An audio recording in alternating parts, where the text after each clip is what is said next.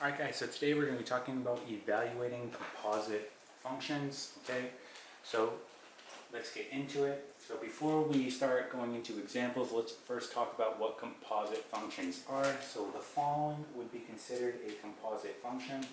So if you see something like this in the following notation, okay, this would be considered a composite function.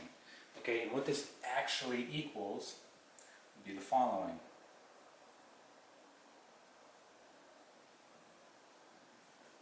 Right? And how you would read this is F compose G of X. So F compose G of X. Right? That's what that is saying.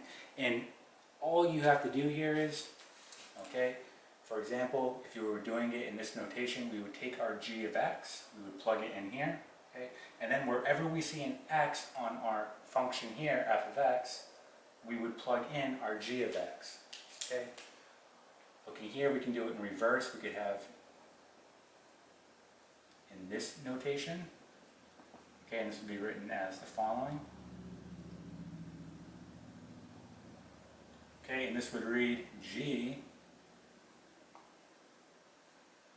compose F of X. And again, all you're doing here is you're taking your function F of X, you're plugging it in into the parentheses, okay, and then you're looking to your G of X, and wherever you have an X on your G of X, you're plugging in your F of X, alright? So let's do some real examples so you can get a better understanding of what we're doing here. Alright, so let's go ahead and erase this. And let's do our first problem. So we have G of X equals, we're going to say here X cubed. F of X is going to equal, we'll say 3x plus 1. Okay, and they want us to do the following composition.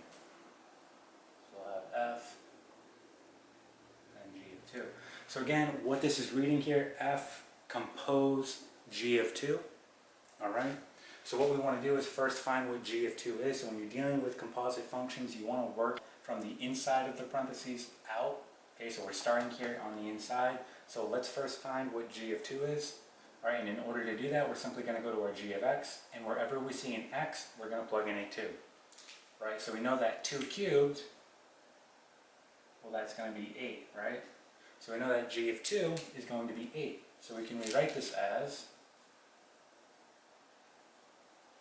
okay, and now simply all we're going to do here is we're going to look at our function F of X here, and wherever we see an X, we're going to plug in our value here, 8. Okay, so let's go ahead and do that. So we'll have the following, 3 times 8 plus 1, this is going to be 24, plus 1, which is 25. Okay, so we can say the following for this example. F compose G of 2 is going to equal 25. Okay, and that is going to be our final answer there. Alright, let's try another example.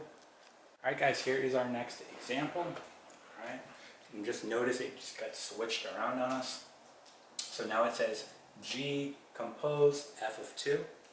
Alright, so we want to go ahead and find out what F of 2 is.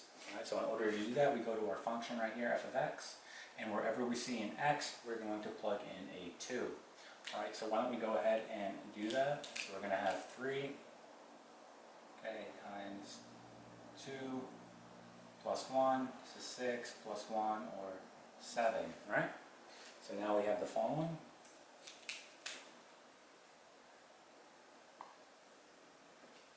Alright, and now we're going to go to our G of X, and wherever we see an X, we're going to plug in this 7. Alright, so essentially what we have here is 7 cubed. So we get 7 cubed, and if we do 7 cubed, we get 343. So we can say here the following, G compose F of 2 is going to equal 343.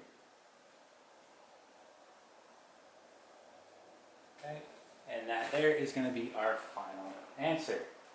Okay, let's try one more example. Guys, here is our last example. Okay, so it says here, f composed g of 3. And notice that my f of x and my g of x changed from the last examples. Alright, so again it says f composed g of 3, so let's go ahead and do this. So first we need to figure out what g of 3 is. Again, remember you're always working your way from the inside out. So g of 3 here, let's go to our g of x. Well, that's going to be 3 squared, right? Because I'm just going to plug a 3 in wherever I see an x. So I get 3 squared, which I know is going to be 9, right? So now I have the following. Alright, and I'm going to go to my function here, f of x, right? And wherever I see an x, I'm going to now plug in a 9. So let's go ahead and do that. So we'll have 2 times 9 minus 3. This is going to be 18 minus 3, right? We get 15 here. So we can say the following: f compose g of 3, okay, is going to equal 15. Right.